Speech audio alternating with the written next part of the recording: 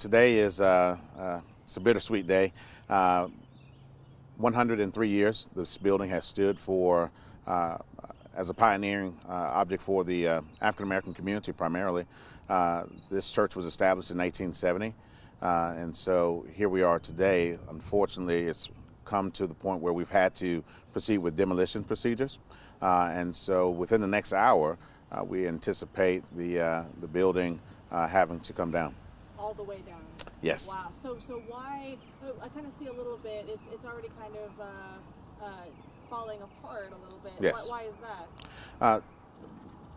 If you remember the ice storm, that's when we first had recognized that there was an issue with the roof, and the roof then collapsed again later in 2022 after the snowstorm and some time had gone by.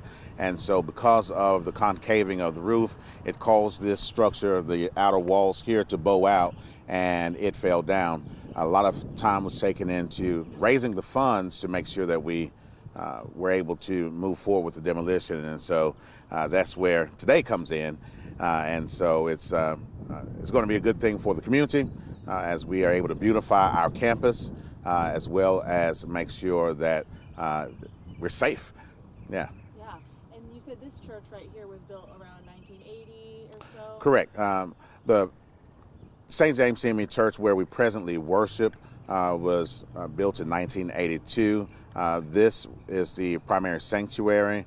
Our hope is once we clean off this portion of land, we'll be able to move forward with the next proceedings, which will be establishing a family life center and allowing that to also be a way that we're able to support the community in our efforts. So this is on the Nationally Registered Historic Landmark, okay, as well as the City of Tyler had also recognized it as a historic landmark. With it in its state of disrepair, we did have to receive special permissions in order to proceed with our demolition. We attained that, and so our goal is to be able to put up a marker, a historic landmark, recognizing the history of this great institution. Wow. And anything else you guys are preserving, like maybe like a little bit of the bricks and using it in a different way? Correct, yes. So many of the bricks have been preserved. It was indeed our hope, because they don't make stained glass like this anymore.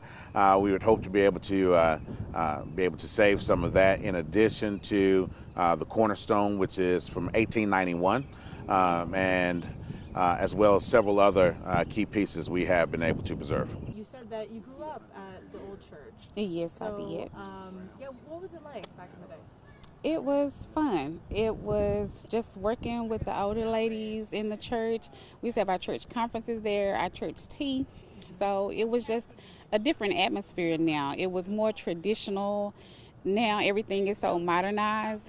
So you felt it was homey, it was church. It actually felt like church. So it was just a different atmosphere.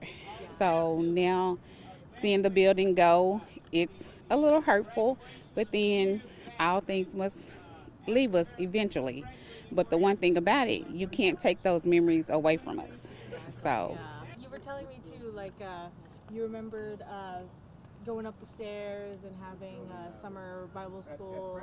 Right, like yes, that was fun. As a child, you can only imagine running up and down the stairs and hearing the creak. You don't get that anymore in these churches, you know. So that was fun. The little old wooden chairs, if anyone remembers that. So just those kind of memories you don't get back, but you know, you don't have that anymore, but they're forever invested in your heart. So it's a sad day, but it's also a glorious day, because I'm still here at St. James, and when I come, I still got those memories. So yeah, and I know what's going to be in place is the Family Life Center, something new.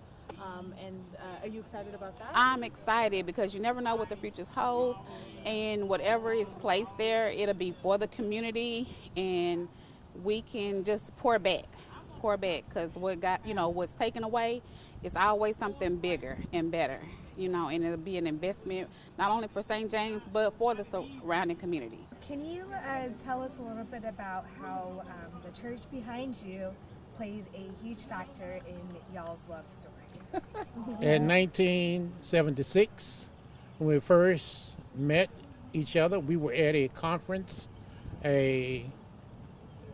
here at St. James, and we were young people. She was over a young group from her church, and I was a pastor in this area, and we were in the meeting together. And after the meeting, she asked me why was I standing on the wall. And I said, well, I'm just waiting to go to dinner. So she said, come and go with us. Or would you like to go with us?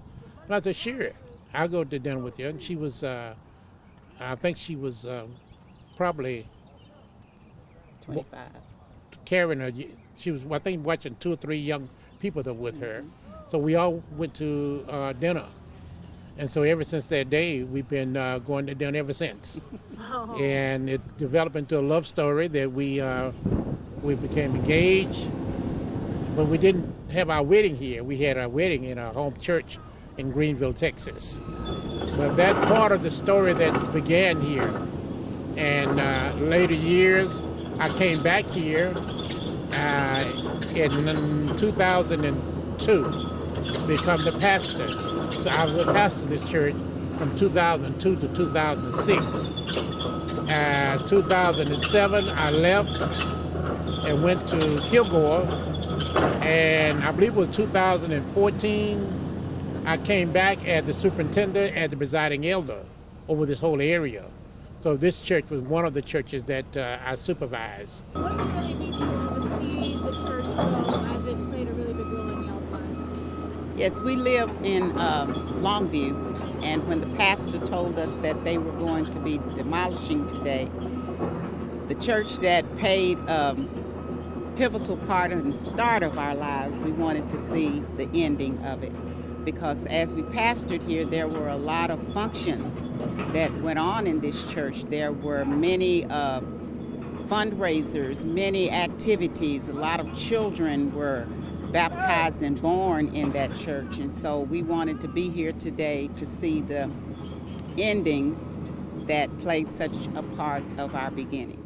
And so this church kind of signifies how it can create something so beautiful. Yes, Yes. that is Even lasting. after. Yeah. Yes. Yes, 46 years, and we'll always remember this a part of our history.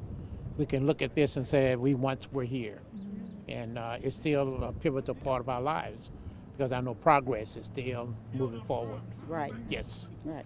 Are you all excited for what's to come? Yes. We're excited. We're very excited about that's why we're here. We drove over from Longview just to be here and to see it demolition and to pray that the future will be bright for this Yes, church. make room for new growth. Yes. Were you guys, I know when you guys met, did you guys expect that the building would still be here almost 25, 30, We had planned on years? for it to be here, yes, Yeah. because we was hoping that it would be renovated and all of that, and to stand. Become a youth center Yes. and a pivotal part of the community.